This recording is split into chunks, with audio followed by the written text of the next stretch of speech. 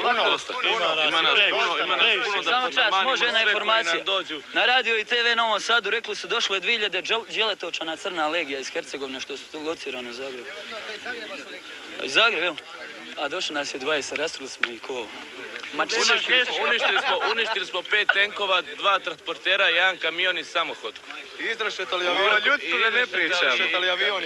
Jedan je naletio, nije više proletio. To smo Vukovaru nas 27 napravilo. Ovo je trofej iz tenka. Eto. Iz toga su pucali na nas. A tko su u stvari ti momci koje je Novosadska televizija ocijenila kao Crnu legiju, vojsku koja broji 2500 ljudi? Jako imamo ono i mrtvi ranjeni, ali mi moramo pivati, popčate li? Ovo su ti Hercegovci, Bono! Oj što nikome ne daju pardona! Zagrebu, jama, rođenu